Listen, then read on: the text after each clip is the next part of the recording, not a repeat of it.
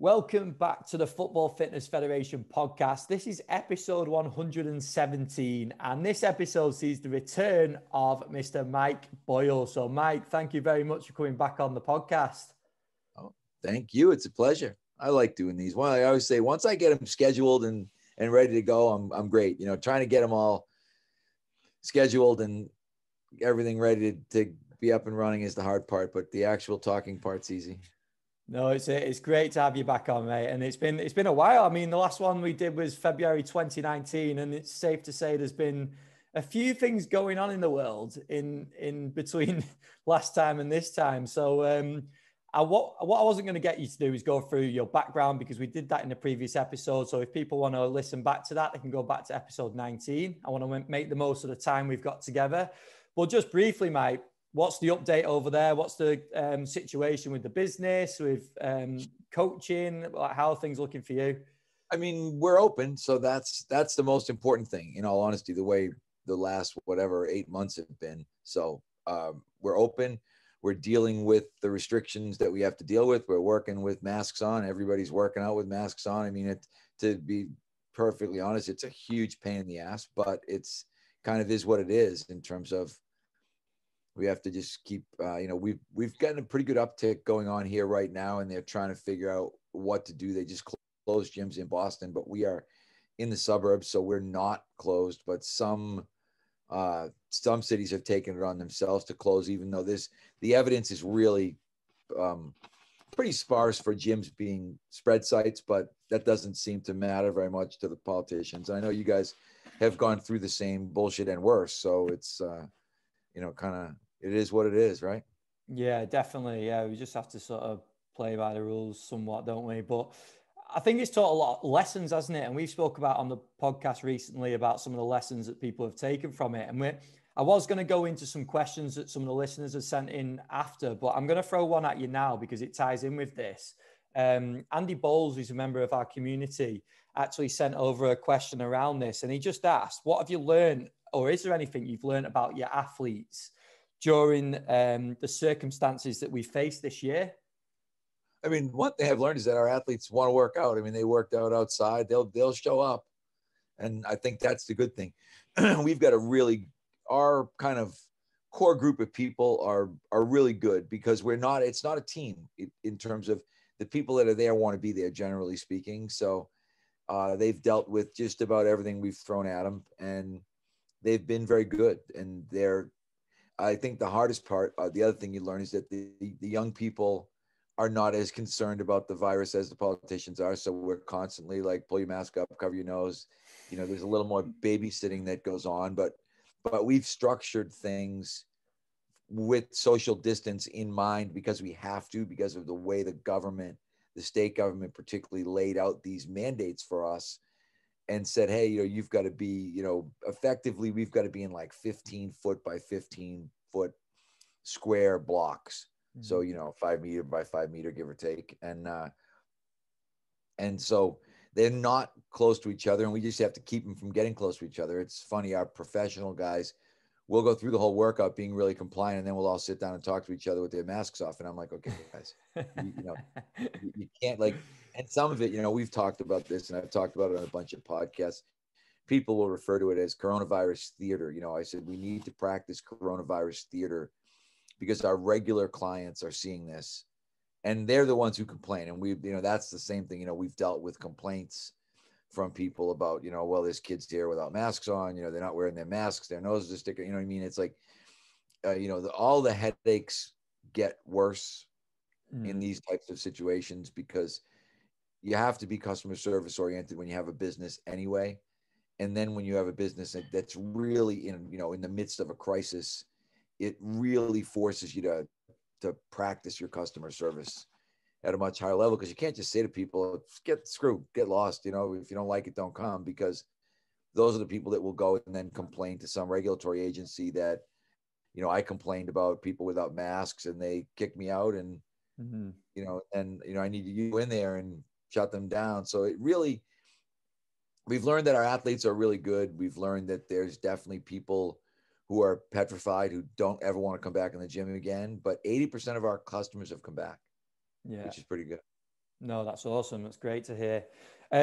Mike, I've got to say, I'm really enjoying the short videos you're putting out on Instagram. I think they're absolutely top. And the ones in your car and the little knowledge bombs that you put out there. And I've taken this first topic, I've taken from one of those, which ties into periodization. And I think you know where I'm going to go with this, but I'm trying to make it relatable to the current situation, especially in the UK with the football season that's going on at the moment, like a crazy schedule, absolutely loads of games to fit in such a small amount of time. But you talked about periodization being overrated. And it's actually something that's come up in previous episodes on this podcast as well. So can you elaborate on that? And then we'll sort of try and tie it in with the current situation over here and in Europe as well with some of the leagues.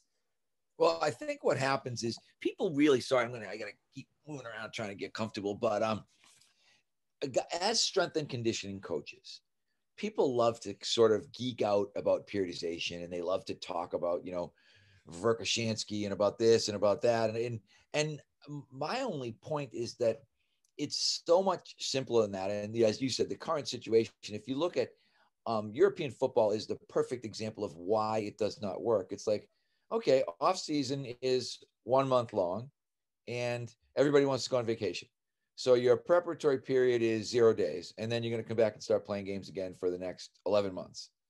Figure that one out for me. Show me the periodization. Give me your macro cycles and your micro cycles when it's in season is 11 months with, all these crazy games. And my best players are going to play more games because they're going to play international games. And my best teams are going to play more games because they're going to play Champions League. You know what I mean? I always say periodization is like someone hands you the schedule and you go, oh, okay. Here's in season, here are the games. It's, for you to worry about what some Russian guy in 1965 thought about how to design a periodization program when it has absolutely freaking nothing to do with your job or what you're doing, to me is, as I've said, strength and conditioning's biggest waste of time. And the further you are away from Olympic sport, the greater the waste of time periodization is. Because again, like let's look at, European football, right? Oh, Ben just got the virus. Okay, we've got a quarantine for 2 weeks. Oh, you know what I mean? Like, how do you plan for any of this? Except, and then people say, oh, you need flexible periodization, agile periodization. I'm like, that's just more bullshit layered on top of another layer of bullshit. You know what I mean? It's like, you need to be smart. You need to figure out what's going to happen next. But the idea that we can really plan this out is pretty silly to me. And to see someone, when someone shows me like, oh, this is my 12-month, program, and this is the macro cycle, and we're going to do this here, we're going to do this here. I'm like, really? Let me know how that works out for you. And 99% of the people you talk to will be like, oh yeah, I spent, 40 hours color coding all that in my Excel sheets and doing all that stuff. And, we punted it in week 2. Yeah. Yeah. So, and that's not to say to not have a plan, isn't it? But it's being flexible and adaptable within that plan. And one of the previous episodes I did actually was with Tom Little, who's at Preston North End. And he used the phrase of managing the microcycle.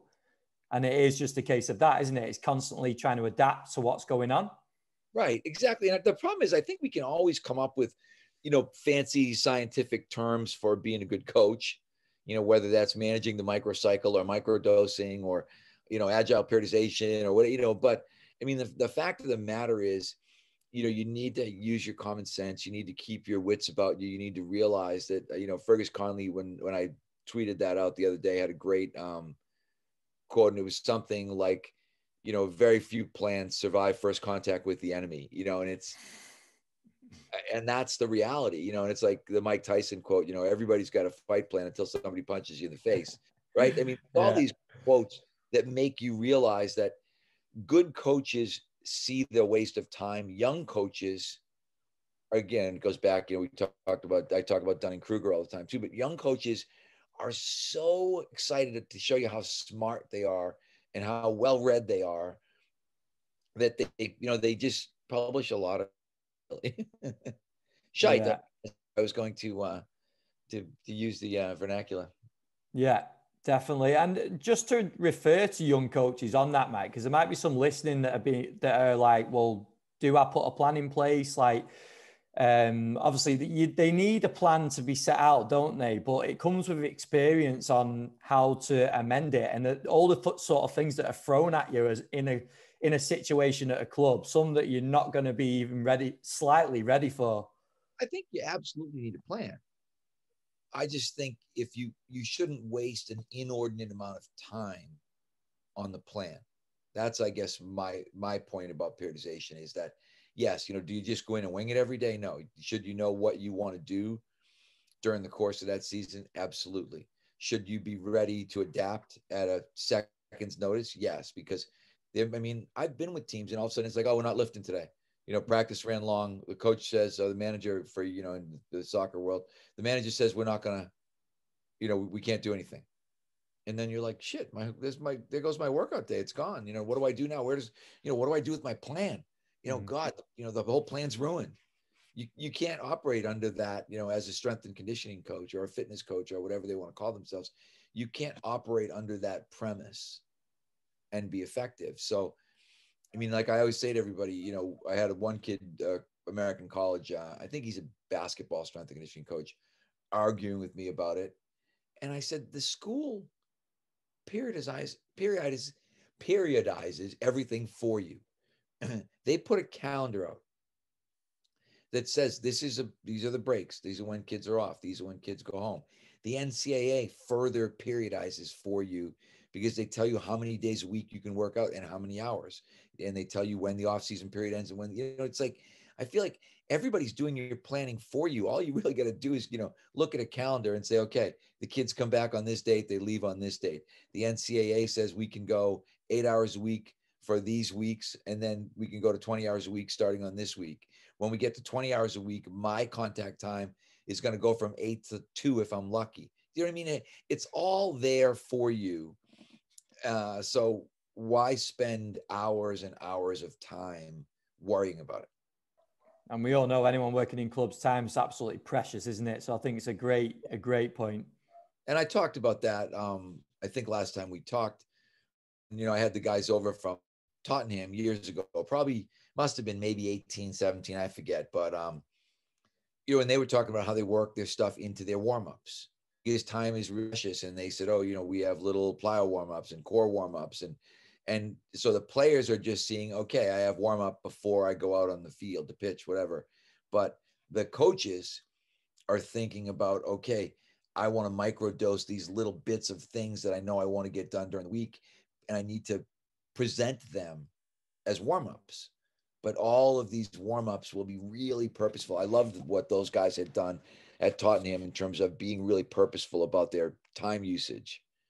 And then you're like, hey, and then if I can grab 40 minutes, like I look at it, excuse me, said if I can get 40 minutes a week to lift 2 20-minute sessions, I can get quite a bit done if I do a good job with those quote unquote warm-ups. Yeah, definitely. No, it's a great point. Michael, so you're going to take something else from some content that you put out, and I know this caused a lot of people to get in touch with you on social media again, in terms of you put a list out of exercises that you don't recommend or don't use in your programming. Now, people can obviously go and check that out on your social media, and I do encourage them to do, because obviously you give the rationale behind it. But what I was going to ask, in terms of your work with footballers in particular, or soccer players, do you think there are any exercises that we possibly overuse, that we're just in sort of we're in the tradition of doing? And then also on the flip side of that, are there anything that stands out that you think that we underuse? Well, I think in general, if you're talking about the sport of football, your football, not our football, I think we overuse Nordics. I think Nordics have been sold to us as something maybe more than what they are, so that everybody's like, oh, you got to do Nordics. And I'm kind of like, you don't have got to do, I think it's a good idea. If you can progress to Nordics over time, like I would look at Nordics and think, wow, pretty advanced exercise. I don't think I would do them with beginners, but I might do some, what we might call Nordic isos. There might be some things where we're just doing some holds. But so I think that, the full, if you're talking about the full Nordic and the Nordic lower, whatever you want to call it, I think is overused and overdone. And maybe it might cause as many problems as it solves if it's utilized at the wrong time. So that would be the biggest overdone one. And then I would just say any lower body strength exercise when you're talking about football is underdone, because that's still a battle. You really struggle, particularly with the male footballer, to get those guys to lift with their lower body, to get them to engage in a resistance exercise program, which when you think about injury prevention, the other thing that's probably underutilized based on where we are now is just sprinting in general. I don't think JB Marin wrote a really good article about sprinting as a vaccine, and his, the thrust of the article, and you're smiling because you probably read it already, but was just that a good quality sprinting program, a well-developed sprinting program, is probably like vaccinating yourself against hamstring injuries. And I was on a different podcast last night, and I was talking, the first line is something along the lines of elite athletes get hurt running sprints. Therefore, elite athletes should not run sprints. And that's how some people have approached it. And what happens in the sport of football is that guys get hurt in game because they're not getting the out of game exposure that they need on a regular basis. Like, you've got to look at it and think like, okay, if it's sort of like, an apple a day keeps the doctor away kind of thing, you've got to look at it and say, all right, what's my amount of high speed sprinting that I feel my guys need to do in order to be properly vaccinated against these hamstring injuries that they're getting so frequently while playing. And the other thing we talk about is you don't know what sprinting is if you're not timing. So if you're going out, when people say, and we used to do this, we used to run sprints. And I would look at it and think that running sprints is just running. It's not running sprints, because you don't know, if now we've adopted a very particular program of 10-yard sprinting, and we control, basically we do fly 10s twice a week with our athletes, and we build up the fly in. So we start with about a 5-yard fly in. So we run a 15. 3 weeks later, we start with a 10-yard fly in. So we effectively run a 20. 3 more weeks later, we run a 15-yard fly in. So now we're effectively running a 25. And we eventually finish at 30s, but we're always timing the last 10 yards. So we are dosing that medicine in a gradually increasing dose to get people to be more resistant. And the term that comes up, I don't know if you've heard the term Mithridatism, but No. Mithridatism is basically, it comes from, and I may butcher the name, but it was a king. It was like Mithridates was a king somewhere, whatever, Greek, Roman. It could have been, I have no idea, some European king. But what he did is he gave himself small doses of poison to develop an immunity to being poisoned, because he was so fearful that his subjects were trying to kill him. And so the term now is Mithridatism, which basically is the idea of giving small amounts of the poison as prevention. And that's really what we're doing when you look at JB's idea of sprinting as a vaccine, is this idea of, hey, we know what the mechanism of injury is. We need to administer a little bit of this. And the way GPS is now with most teams, you could look and say right away, okay, Ben has run 5 sprints over 95 this week in our matches. I've want him to do 8 sprints over 95. That means Ben owes me 3. You might look at someone else. Let's just say you might have a back and said, in 2 matches, he didn't do any sprints over 95. He owes me 8 this week. Like, I got to get 8 out of him, because what I'm worried about is the one time, let's just say the 150-50 ball that guy has to go get. And suddenly he's like, okay, I'm going to access my 100%. And then that guy goes limping off. And he goes limping off because even though they are physically capable of that speed, it still can be injurious. So I think you really have to think about high-speed sprinting.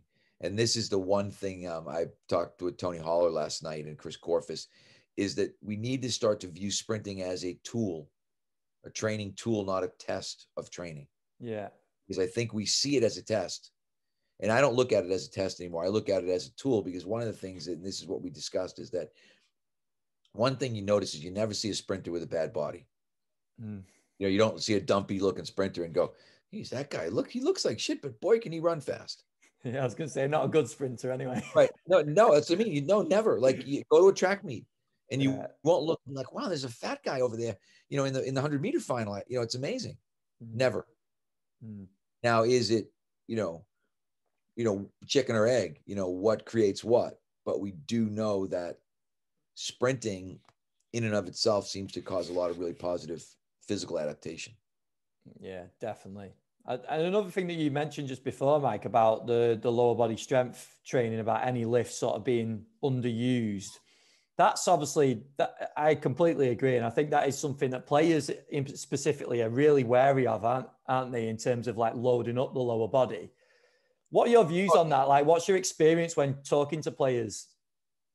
I think, the thing when you're in a sport like football, and I always keep saying your football, not our football, but when you're in that sport of football, you have to be a good salesman. And for instance, I'll give you a really good example. There was an article about Salah in Sports Illustrated. And in that article, he credits the two guys at Roma with changing his career, Darcy Norman and Ed Lippy. And, Darcy's a good friend of mine. Ed was actually one of our first employees at Mike Boyle Strength and Conditioning. I actually coached his twin brother. But, you look at a guy like Salah, who credits the program that they put him on with putting him on that path, that now leaves him at Liverpool as probably one of the best players in the world, right? And you need to find that sort of stuff, because then you need to use that when somebody says, well, I don't want to do this. But if you can show them, hey, look at this article about Salah talking about how, his commitment to the strength and conditioning program and his work with the strength and conditioning coaches caused all this really positive change for him, because you're selling, and with selling, you need persuasion, you need evidence. You can't just, my way or the highway, and then you can't sell shit. Because I won't name names, but I've had, I've worked with European guys, and they come over and all of a sudden their program is like, trap bar deadlift and back squat. And I'm like, if you're trying to sell something to someone that they don't really want, you need to package it up a little bit better than that. Like, I can get that guy to one leg squat. I can get him to one leg straight leg deadlift. I can get him to do what we call a one leg deadlift or a skater squat. Because generally speaking, soccer players will associate lifting with some meathead asking them to power on their back, do heavy deadlifts. So they have this automatic negative reaction to that. Yeah. Whereas, people used to always look at me like, oh, I really like the functional bodyweight stuff. And I'm like, great, we'll just do functional bodyweight stuff. And then we'll add a little resistance to your body weight. Like, once you can one leg squat really good, I'm just going to ask you to put a 10-pound weight vest on. Now, the guy looks at that and he doesn't perceive that to be a big deal. Like, oh yeah, I can put shit. I'm great at these one leg squat things now. I can put a 10-pound weight vest on. No problem.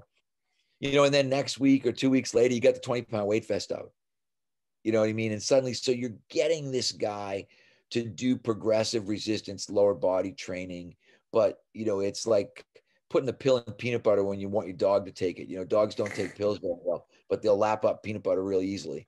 And so I think that's where a lot of guys fail in not just the soccer world, in baseball and a lot of sports, because it's like, oh, I just want to give you that American football experience. I want you to hang clean, and I want you to back squat, and I want you to deadlift. And you're like, these guys don't want to do that.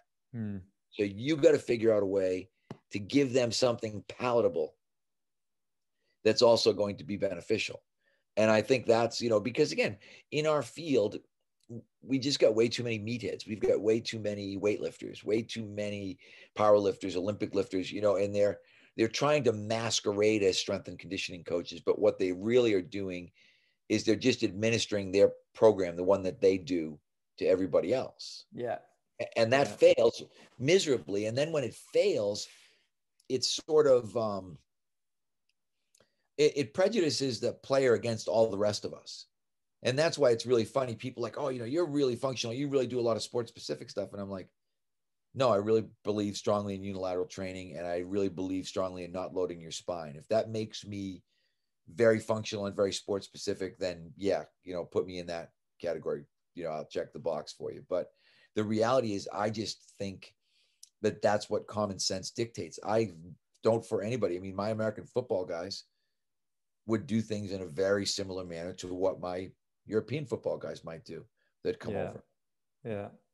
Maybe with the notable exception of, if I get a guy who really likes to trap bar deadlift and is strong, I won't tell him he can't do it. If I get a guy who likes to Olympic lift and wants to do it, I'm going to let him do it. But if I get a footballer who's reluctant about lifting weights, I'm not going to give him things that are going to leave a bad taste in his mouth.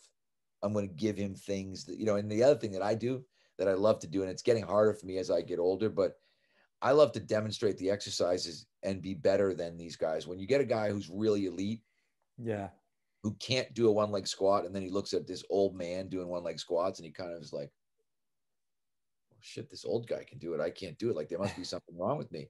And I'm like, yeah, there's something wrong. You're weak. You're weak. You get crappy balance. And they love to hear you got crappy balance. And really, to me, balance is just single leg strength. Yeah. But, the guys, and then they really buy into what you're doing. So I think you could have a program literally of like chin-ups, push-ups, one-leg squats, one-leg straight leg deadlift, skater squat, Nordic isos, not Nordic lowers, and be doing a really good job with footballers. And never, never do a deadlift, never do any bilateral squat variation. Like, I feel like what I like to do anyway lends itself much more strongly to a reluctant population. I think it's a great point. Now, I love the sort of sales side of it, because I fully agree that coaches have to have that sales techniques, don't we? We have to be able to sell stuff, sell our philosophy, and influence the players' programs essentially. So I think that's amazing. But another thing on that, right? Go on. Sorry, were you going to say something? No, I was going to say, particularly too at the top level, you have to realize that you are a salesman, because there is not going to be a manager making your top player strength train. That's not going to happen probably on a Premier League team. It will be a rare occurrence that you're going to have a manager who's going to say, I'm going to side with the strength and conditioning coach over my, 20 million euro guy. Yeah. And that's the same like when I was in Major League Baseball. It was kind of like if guys were like, I'm not doing that in Major League Baseball, you was sort of like, okay, what do you want to do? Because we got to figure out something that you want to do. And so you got to know that. And it's a lot easier at the lower levels, at the academy level, whatever. You can just mandate stuff. It's like our college program. Hey, here's what we're doing. Yeah. And eventually, if you do a good job at that at your academy level, you should have guys moving up into your first team that are now compliant and understand what they're supposed to do. So I think there's a lot to be said for developing those kind of grassroots programs with kids when they're younger. And that's obviously where you can use that power of example as well, can't you? Like the Salah, like the Ronaldo, like these players that... I think you can use it even at the elite level, because guys want to be elite. Everybody wants. The one thing I know, like with my really talented guys, they want to know what the other really talented guys do, because in their mind, they're competing with those guys. Everybody wants to be viewed as one of the best in the world. I mean, who doesn't want to be, the guy who's vying for the golden boot kind of thing. Like, so, but you've got to be able to figure out, I always say it's like fishing. You got to figure out what the bait is, and you got to figure out how to get the hook in, and then you got to figure out how to reel the guy in. It's not as simple as, like when you go fishing, you don't go fishing with a club, right? You don't go out to the, somewhere in the ocean and say, I'm going to just club this fish over the head and then drag it out. It doesn't work that way. No. You got to catch it, and that's coaching at the elite level, I think, is very similar. Yeah, definitely. The other thing I was going to ask on that, Mike, and this is something that I've noticed across football, you go into certain weight rooms and you see certain players lifting, and then you go into other weight rooms. And there's a distinct difference for me in a lot of them. And it's the intent when they're doing certain exercises.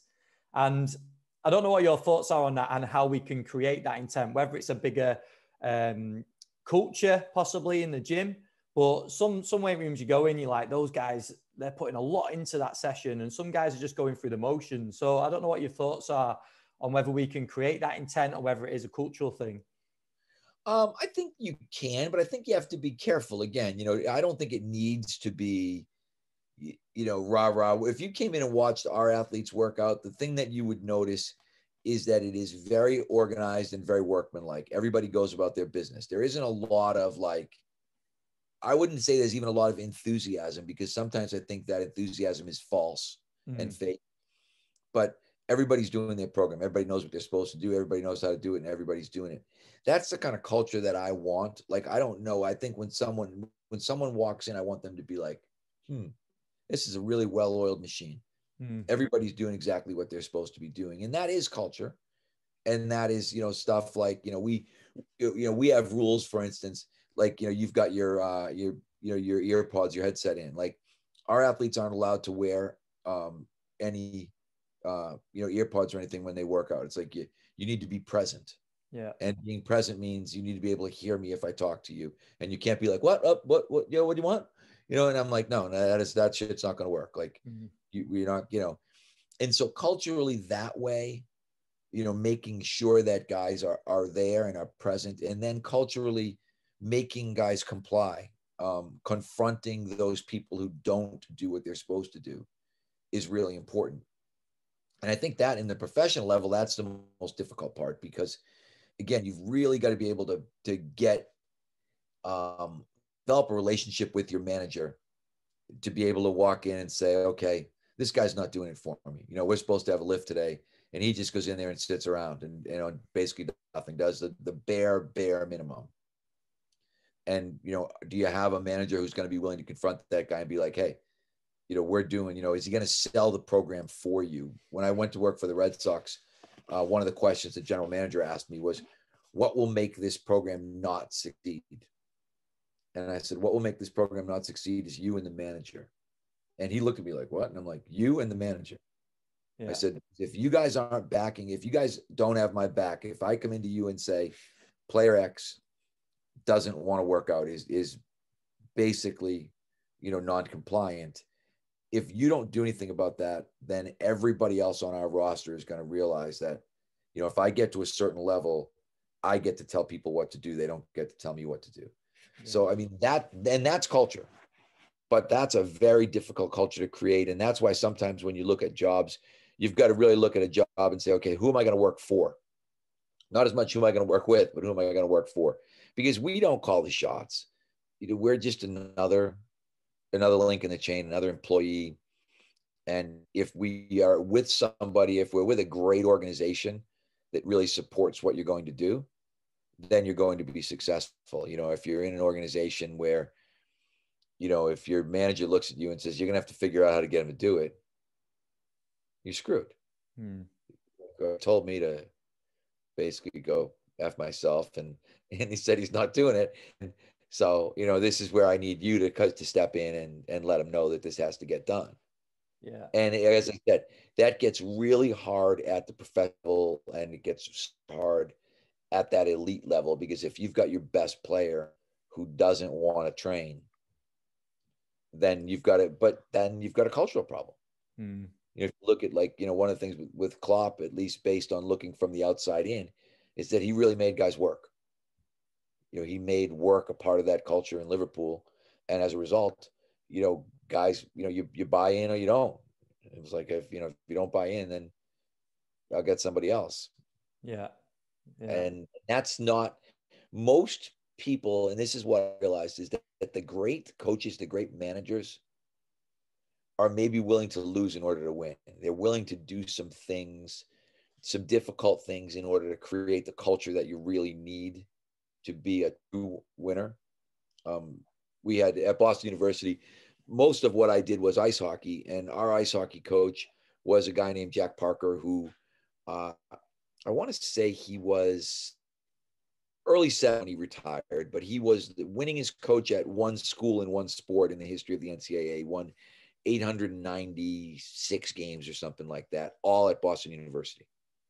And we were in, we won 3 national championships. We probably were in, I don't even know how many. We could have been in 15 or 18 Final Fours over the years. But he was one of those guys, like, here's what we're going to do, and everybody's going to do it. And, I used to always look at when guys would give me a hard time, I'd be like, Go upstairs, talk to coach, tell him, go tell him you're not going to do it. Yeah. No one ever took the walk. Not one kid ever went up the stairs to Mm. say, you know, they just kind of looked at me and they looked and they were like, whatever, I'll do. What do I got to do? Because they knew what his stance was. And his stance was that, you know, we've got a program and we believe in what we're doing. And you better also, or you're in trouble. Yeah. No, awesome. Mike, I'm going to try and go through some of the questions that have been sent in as well. So some of these are obviously sent on social media, so I'm going to try and expand on them a little bit because some of them come in quite short. But the first one, someone's asked about implementing eccentric work in season. So I don't know what your thoughts are on that, and you can obviously take that where you want. If we're talking about, I would do very, very little eccentric work in season. I think eccentric, generally speaking, produces more soreness.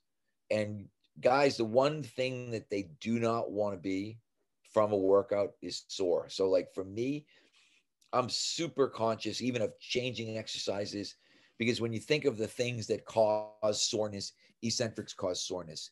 Drastic change causes soreness. So I'm going to, you know, like I said, if we're, you know, thinking about whatever, periodization, controlling volume, you know, everything's going to be super gradual so that we don't ever get guys sore. Because if you want to lose your room, make everybody sore from the workout. So and the bad part is, like I said, if you're in the premiership, shit, you may not have any time to do eccentric type stuff, but you may be able to introduce some 3-second lowers, but knowing that, okay, I've really reduced my load here if I'm going to introduce even some relatively short eccentrics. But I, in general, would shy away from that because of the soreness factor.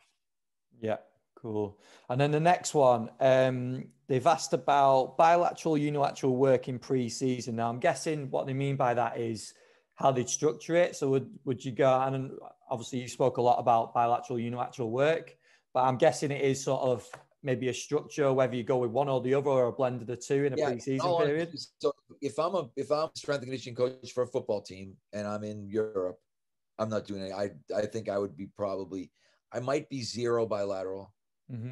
I might be doing light trap bar deadlifts with guys, maybe, depending on, you know, what my sort of compliance scenario looks like from a player standpoint. If I, you know, maybe if I've got a really good culture and I've got guys that like to lift, I might trap bar deadlift. But I think there's enough really good unilateral options, particularly in a sport like your football, where I don't see any rationale for the bilateral stuff at all. So I just would be like, no, don't even do it. Players would be happier and everything would run smooth. And then with that as well, would there be a difference from pre-season to in-season, or would you have the same sort of views on that?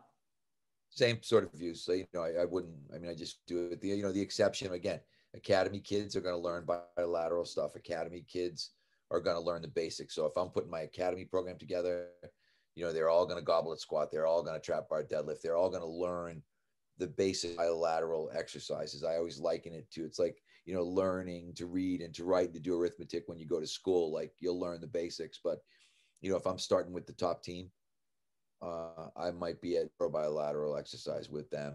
And in season, I mean, I might introduce in season, it might look like the old HIIT programs, you know, high intensity exercise, one set. You know, I would have no problem with starting out with guys and saying, okay, you know, we're going to do one set of 6, you know, like a 1x20 kind of idea. If you've ever read any of the Yes is 1x20 stuff, but if you look at that 1x20, but it might literally be 1x6, I might say, okay, 10 exercises, one set of 6, you know, give me 6 push-ups, give me 6 ups, give me 6 one-leg squats on each leg, give me 6 one-leg straight leg deadlifts on each leg. And then I'd try to gradually increase those loads over time, but really keep the volume. You know, I would be working much more on the intensity side, and I would do very little in the area of volume, because, again, you know, we don't want soreness. In general, we don't really want hypertrophy. Most of these guys aren't trying to get bigger. And what you're trying to do, again, it's that, you know, it's that pill and the peanut butter kind of idea. If I can give guys something to do where they think, oh, that didn't suck, that wasn't so bad, you know, I'll go back next time and that'll be okay. Yeah. You know, it might be okay. Now we're going to do one set of 8, you know, and then next we're going to do one set of 10. So I'm incorporating my progressive resistance component. I'm increasing the total volume of work done, but I'm doing it in a way that's almost invisible to the player. But I did this with I had a really good pitcher, this kid, Andrew Miller, who ended up becoming an all-star after the Red Sox. And I was, 6'7", really lanky, didn't really like lifting. And I just be like, okay, let's just, let's just do these 3 lower body exercises. We'll do 2 sets. We'll use a 16-kilo kettlebell. And he was kind of like, oh, that's easy. I just did that, whatever, 8, 10, 12 reps. And then I was like, let's, by next month, I'm like, grab the 20. And he was kind of like, okay, yeah, grab the 20. No big deal. But over the course of the season, he was significantly stronger at the end of the season than he was at the beginning. And he wouldn't look at me and say, if I said, Andrew, how many hard workouts were there? He would probably say none. Yeah. But, if I showed him the numbers and said, well, do you realize that you started with a 16-kilo kettlebell for 8 reps, when we started doing these exercises, and you finished at, 24 kilos for 10 over the course of the season? I mean, that's a really big increase in total volume for this guy, but it's done in a way that was really easy to swallow. Yeah. Awesome. The next one, Mike, another short one, but addressing quad hamstring imbalances. I think that quad hamstring imbalance is total bullshit anyway. Like, the only way you can know quad hamstring imbalance is if you're doing isokinetic single joint testing, which I think is a total freaking waste of time. If you're doing isokinetic single joint testing, you're like 20 years behind the times anyway. So it's not going to make any difference. So I don't ever even think about that. There's never a thought that enters my mind. Now, addressing knee dominant exercise to hip dominant exercise enters my mind. I want to make sure that I have at least as much hip dominant exercise in my program as I do knee dominant exercise, but I would not be, I look at like quad ratio, and I feel like that's like I was an athletic trainer in 1981 and 2, and we were worried about quad hamstring ratios. Since 1982, I don't know if I've worried about it at all. Yeah. So I would not consider that to be even, a concern. Cool. And then the next one, proper question. Do you think general strength training can be useful for team sports, even if the stimulus is non-specific to the discipline practice? I would have to say yes, because what I think he's saying is, can a general strength program help a soccer player, a football player? Yes, absolutely. I think a general strength training program helps everyone if it is a well-designed general strength program. I think that's what we need to look at is what would our description of a well-designed general strength program be? And so, I mean, it is very rare that somebody getting stronger, and as I said, particularly in unilateral lower body exercises that require co-contraction. So, thinking one leg squat, skater squat, one leg straight leg deadlift, things like that. It would be extremely rare that would not be beneficial, minimally from an injury prevention standpoint. And then I think from there's a million other reasons, but, speed development, there are things that are all going to benefit from that. So I would say unequivocally, yes. Yeah, which we have sort of covered anyway, haven't we, in terms of the benefits. And like you said, I suppose it's determining exactly what they mean by general strength. That's the main part of that question, isn't it? Exactly. And I think what you'd have to look at is, what's your idea of a general strength program versus what's mine? Like, my idea of a general strength program might be that sort of push up, chin up, one leg squat, one leg straight leg deadlift kind of program that I described. That would be a good, if someone else was talking about, chest press, leg press, lat pull down, or, I'd be like, yeah, that's a bunch of shit that, you're wasting guys' time with. So, it depends on exactly on how you define it. Yeah, cool. And then have you got time for one more, Mike? Oh yeah, I got 15 minutes. We said till 9, so plenty. Awesome. I'm also trying to answer somebody's text here. I FaceTimed, so we had a foot of snow, and I was outside fumbling with my phone trying to get a flashlight in the dark to start my snowblower. Yeah. the process of doing that, my phone was like malfunctioning, and I FaceTimed one of my friends at 6 o'clock in the morning. And so I'm just getting a message right now, I think, wondering why I have this FaceTime call. So you're sending out apologies. Yes, exactly what I'm doing. I'm apologizing to you while I'm apologizing to you. Probably 2 or 3 more in. Yeah, no problem. Well, the next one was about if you have any sort of protocols or like matrix for single leg work. So is there any sort of progressions that you'd work through? I know it'll probably depend on the individual athlete, but is there anywhere that you'd start people and then sort of aim to end up in terms of movements? Yeah, I mean, we generally will start teaching everybody to split squat.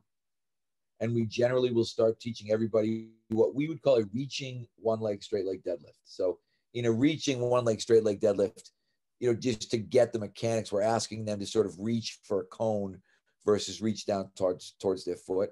And so for us, I mean, we really have progressions for everything. And again, if I was starting with a football team, I'd start at what we would call like level 1 stuff, the simplest of the things that we're going to do. And then I'd figure out, again, is it academy kids, and are we going to start with body weight because they're, 11 years old, or is it the first team and we can start with, a 12-kilo kettlebell that'll be light enough, but will still present some level of progressive resistance. And, we just start, I mean, that's where we would begin. And again, teaching, making sure, can a guy do a push-up? Can a guy do a correct chin-up? Really simple stuff that some people might look at our beginner program and be like, oh, it's like a bodyweight calisthenic workout. And I'm like, yeah, whatever, like call it what you want. But it's not a bodyweight calisthenic workout because we're going to load it. We're going to have hip belts and weight vests. And, if you can do push-ups, well, I'm going to elevate your feet. If you can do feet elevated push-ups, I'm going to put a plate on your back. If you can do 10 chin-ups, I'm going to get you with a dip belt and we're going to do weighted chin-ups. If you can one leg squat with 5-pound weights in each hand, I'm going to put a weight vest on you. I'm going to engage in training with you in a way, as we've talked about through this whole thing, in a palatable way, in a way that's going to be acceptable to you both psychologically and physiologically. And the truth is, I've never had a guy not buy in, guy or male or female, because I've probably trained more good female soccer players than I've trained good male soccer players, actually. And in both cases, the females are much more compliant because they're worried about the ACL injury. So it's easier. You've got an extra selling point for them because you can say, oh, this is our ACL prevention program. And suddenly everybody's on board with that. No one wants to tear their ACL.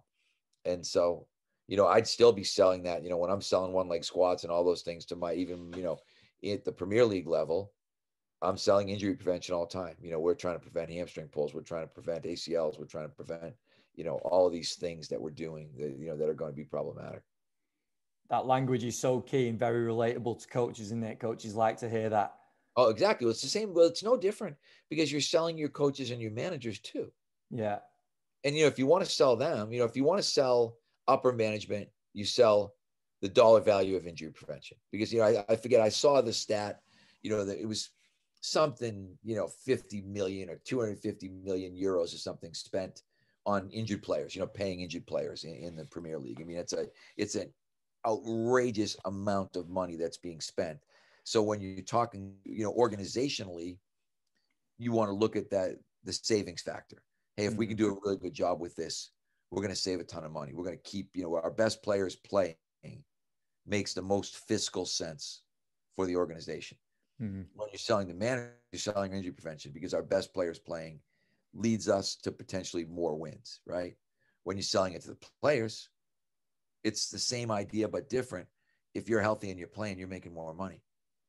Because, again, for the elite level professional guy, it's like, you get some guys who are looking and thinking, hey, now all I want to do, I want to get the next contract. Yeah. That's what I want. Because the next one's the big one. And so, you've got to be looking at everybody and thinking, what's my sales gimmick for this person? What gets this person to buy in? And that's why I always think that's what I'm better at than most people. I'm better at looking at someone and saying, I know what's going to make this sales pitch work for this person. And if you're selling the wrong thing to the wrong guy, then it doesn't make any sense. Yeah. You know, the players are self-interested. They want to play longer and make more money. You know, managers are wins and loss driven. They want to win more games so they don't get canned because, you know, obviously sacked, right?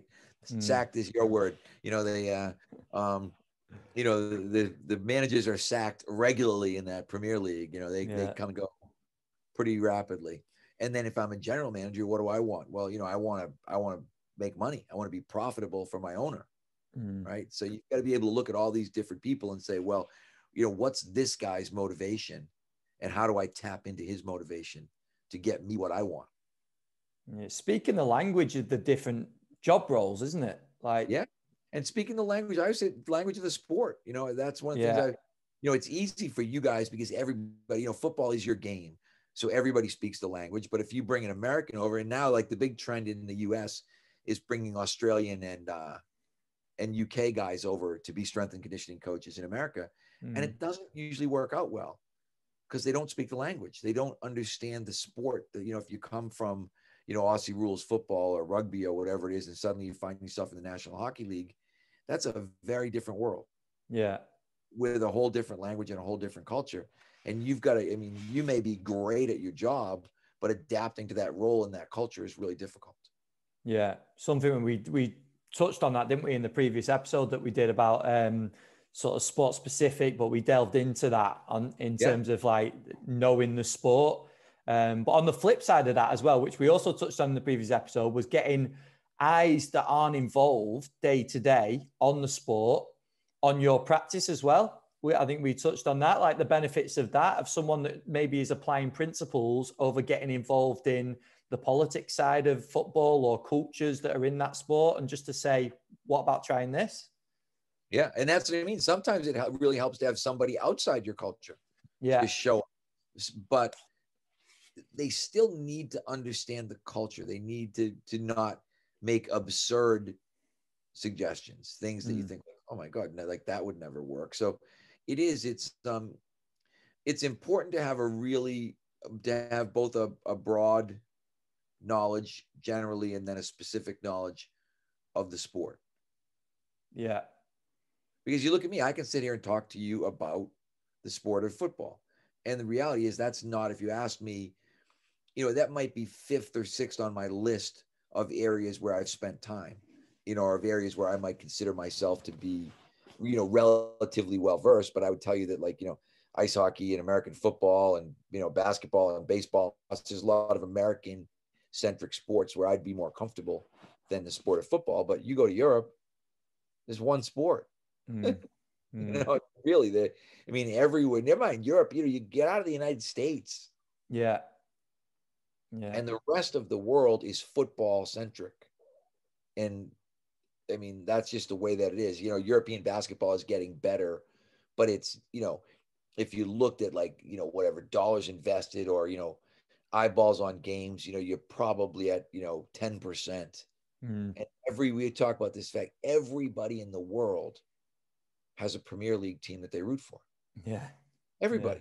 You know, they could be in Russia, they could be in China, no matter where they are, they have a Premier League team that they identify with. And that's, you know, it's pretty unknown to us. Maybe the NFL has a little bit of that cachet worldwide, but as Americans don't really understand the soccer culture. They haven't spent time studying it and realizing that it's, you know, I mean, the highest paid athletes in the world are European soccer players.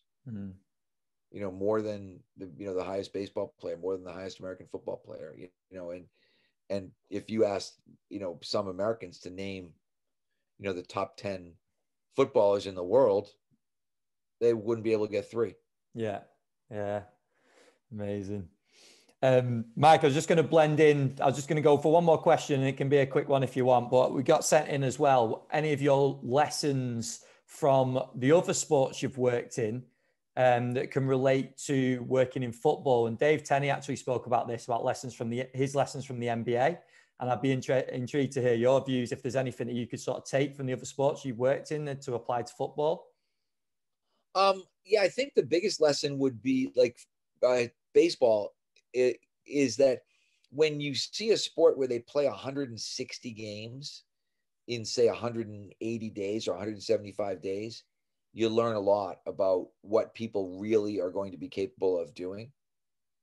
Because, one of the things, people always ask about, like, lifting on game day, as a for instance. In baseball, you always lift on a game day. Every lift is on a game day, because if there is an actual day off, of which there are about 10 during the entire baseball season, players do not want to see you. They don't want to be anywhere near the clock. Yeah. And so suddenly you realize, that the guys are capable of much more than you think they are. And so I think that makes it easier, not necessarily say to make your soccer player lift on game day, but realizing that, whatever day before a game, we get so worried about recovery. Everybody's, oh, what about recovery? What about recovery? I'm like, recovery, like, don't overemphasize the recovery aspect here, and realize that in general, making sure you have the right amount of work is probably going to be more important than the right amount of rest. Particularly when it comes to sort of in-season strength training. And one of the things I always used to talk about is the fact that we never cancel workouts. Like, if I'm working for a good coach, when I was at Boston University with hockey, we never canceled the lift ever. And our coach got to the point where he'd cancel practice. Yeah. But guys lift, he'd look at me and be like, because he'd say, oh, I don't want to give the guys a day off today. And I'm like, it's a lift day. I don't want him to miss a lift. And after a while, he knew with me, he'd be like, I don't want the guys to go on the ice today. Like, fine, we'll just lift. We'll warm up, we'll lift, we'll be out of here. We'll be in and out in an hour. Yeah. He's like, I don't want the guys to have to put all this stuff on and go out on the field and go out on the ice rather and do all that. And I'm like, fine, but I don't want to miss a lift, because if you miss a lift, that's the other thing. When you lift once a week, you get sore. You ask anybody, right? Yeah. If you lift twice a week, you're never sore. If you lift once a week, you're sore. So I always want it to be twice a week. I never want to miss a day, even, and that day could be like the most micro of micro doses. Like I said, that, 10 exercises, one set of 6, but we're going to go in and touch all those patterns on that day, so that guy does not come back to me 7 days later like, I hate you, man. My hamstrings are sore. My quads are sore. Like, because again, there's nothing that makes a guy feel injury prone like being sore.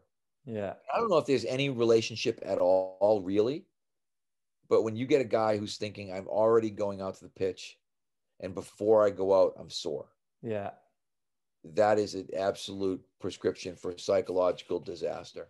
And then if something does go wrong, it will 100% be your fault, whether it was or not.